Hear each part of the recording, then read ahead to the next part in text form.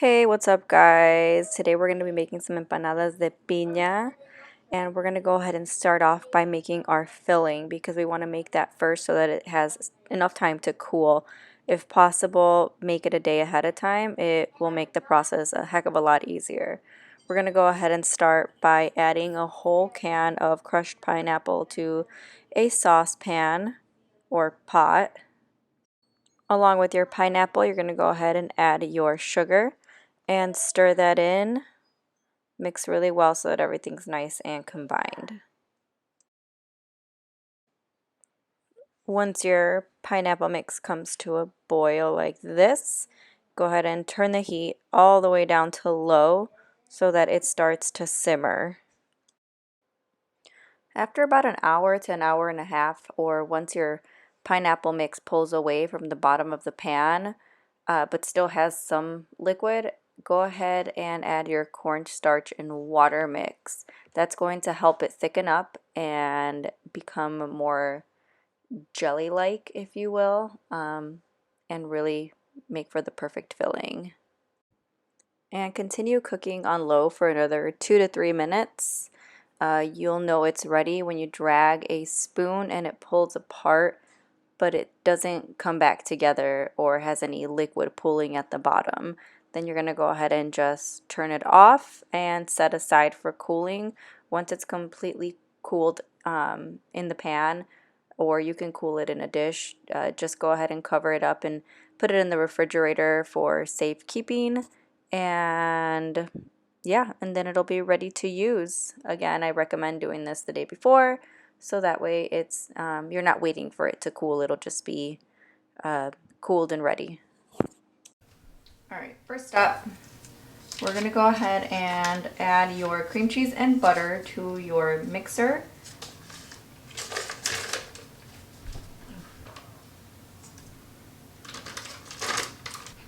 Okay, once that is all together, lock it up.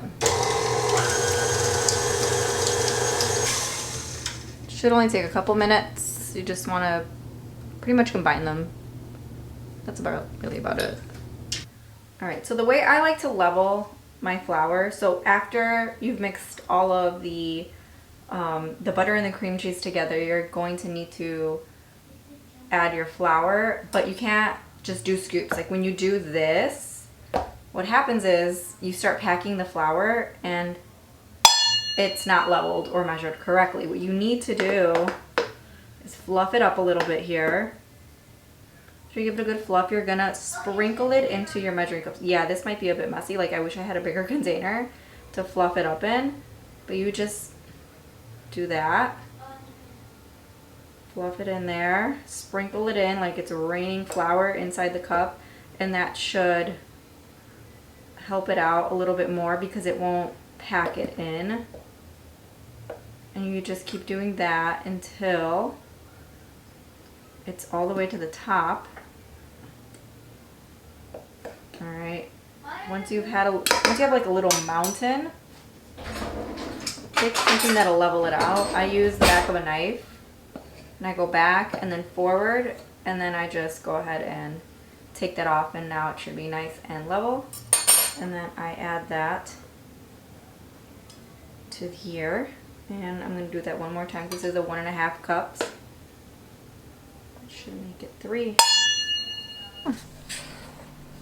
Go ahead and mix all of that. You want to get that, so you're going to start seeing crumbles. It's going to start looking crumbly.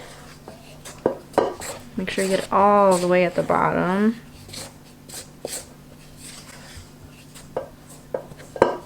And it looks like it's not going to come together, but it will.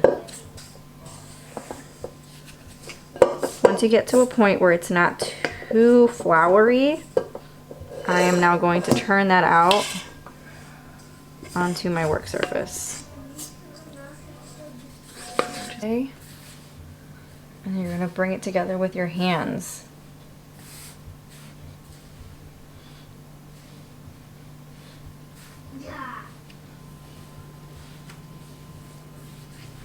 And there is no sugar, no salt in here. Well, you know what? The only reason I didn't put salt in this is because I usually just use salted butter. So there's no need. And I usually I work the dough until it comes together. And we're gonna go ahead and cover that with plastic. All right. I'm gonna cover that in plastic.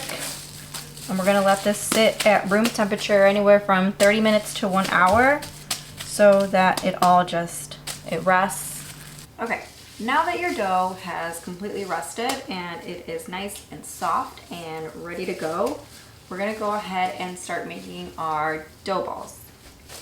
So I like making about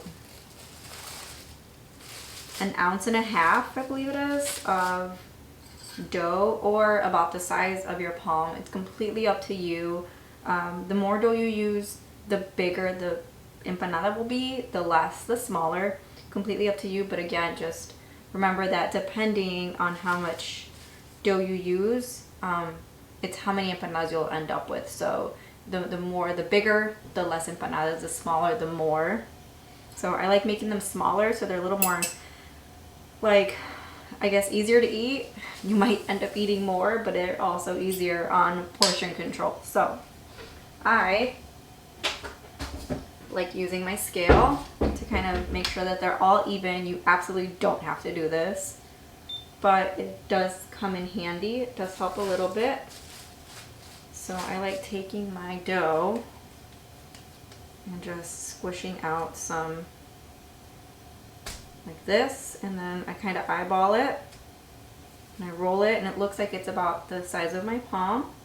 We're on pounds, so we're gonna go to unit, grams, ounces. So it's about 1.7. You can keep it, you can take some off. Honestly, probably just keep it anywhere around 1.5, 1.4, 6, 7 is all fine. So I do that, and I just make my little dough balls.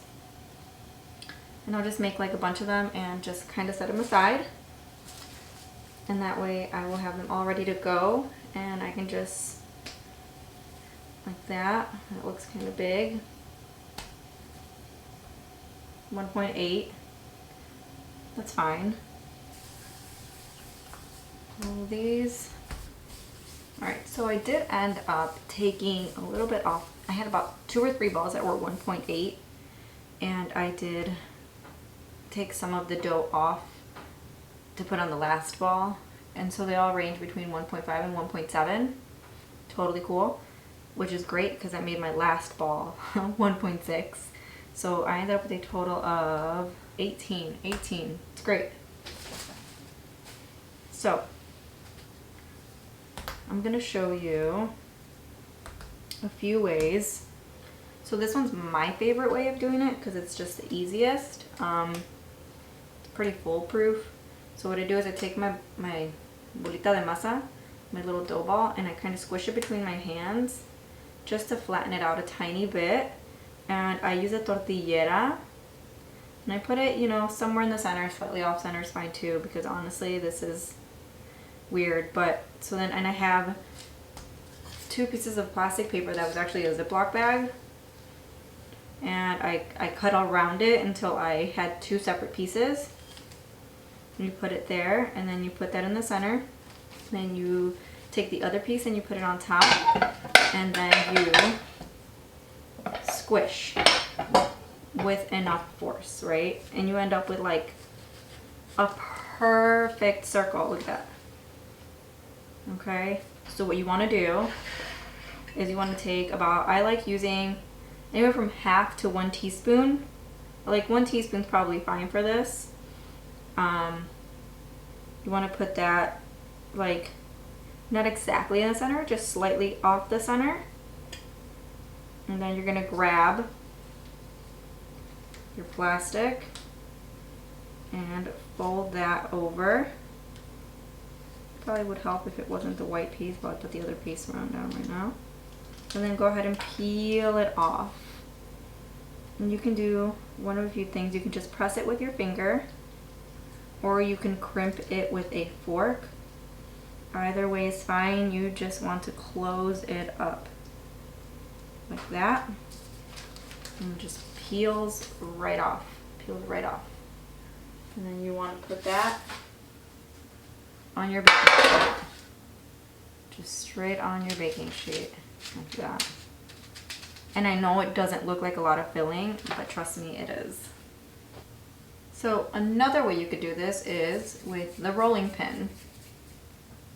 Same thing, you're just gonna use that there. You're gonna put a little flour. I don't know where I left mine. We're just gonna pretend like this has flour.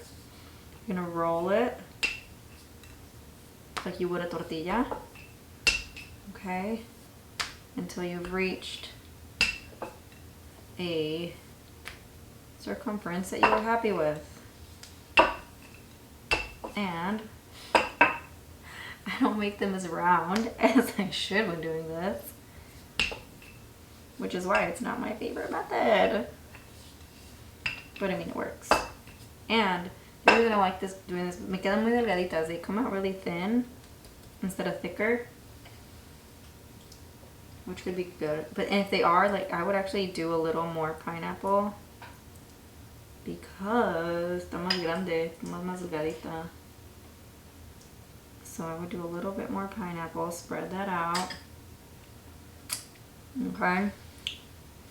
You're gonna grab it and fold it over and crimp the edges.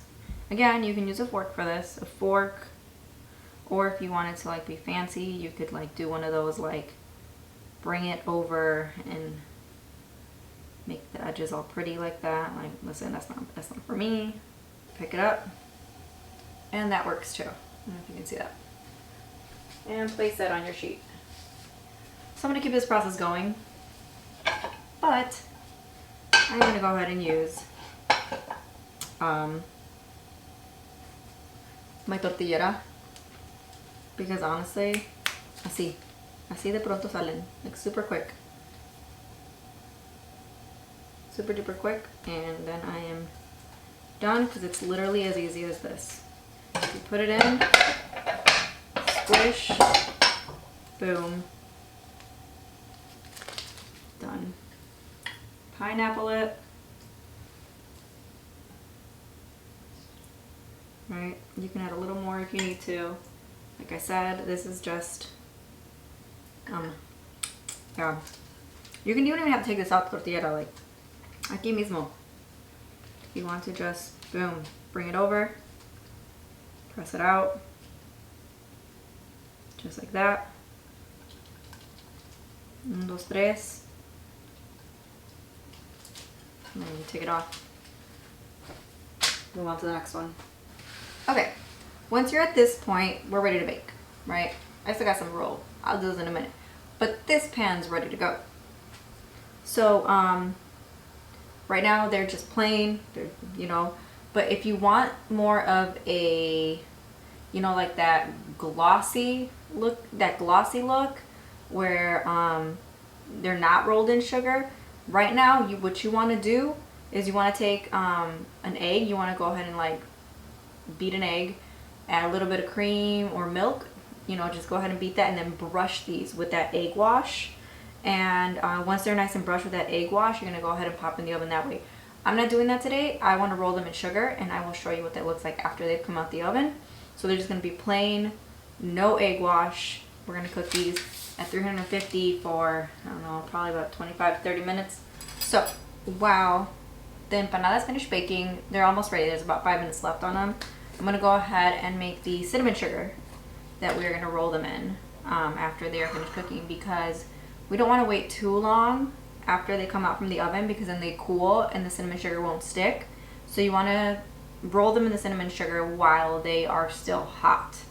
So we're going to do some sugar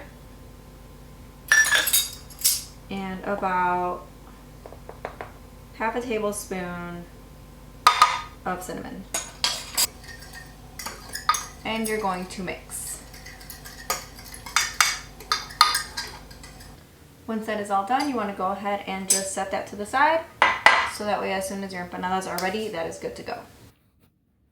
Okay, and you know that they're ready just when they start looking nice and brown. You'll see they'll still be pale, So they will still be a little bit pale. That's okay. So what you want to do is take your cinnamon sugar, right? Grab your empanada. It is hot. Be careful, please. Put it in your cinnamon sugar. Give it a good toss here. Use your hands, kind of roll it around. Just like that. Okay. Shake off any excess. And just put that back on there. Okay, so then you're just gonna go ahead and repeat that until you've covered all of your empanadas, or as many as you'd like, as many as you didn't glaze. Like sometimes what I'll do is I'll do half with an egg wash so they're nice and glossy, and they have like a nice little crackle on them. And then the other half I will roll around in cinnamon sugar. Okay, so I have finished sugaring my empanadas, and I just need you to see how like amazing they look, and how like crusty they are. I don't know how to describe it. So like the amount of filling is perfect. I don't know if you can see that. Oh my god, the billows of smoke. So they're amazing. They're perfect, perfect, perfect. I think that you will absolutely love these. They are my favorite. The pineapple ones are my favorite out of every single flavor. I keep calling it flavors. I know they're fillings. I know they're fillings. But to me, they're all flavors. This one's my favorite with the cinnamon sugar all rolled over it. It makes it the best. Just so, so, so good. So I really hope you give them a try. I really, really do. If you do, let me know. Let me know what you think. And I hope you enjoy them as much as I do. You can find, well, just like everything, you can find the full recipe at lasaucykitchen.com, and I'll leave that link down below. I'll leave this whole post link down below with all the details, measurements, oven times, everything, all of it. It'll be just linked down below in the description to the actual post on where I have everything. Anyways, you can find everything there. And yeah, I hope you enjoy them. Thank you so much for watching. If you're not subscribed, please subscribe, give it a like, and let me know if there's anything else that you're interested in watching that you would want me to make. I'd be totally cool with that. All right, good chat. Thanks everyone. Bye.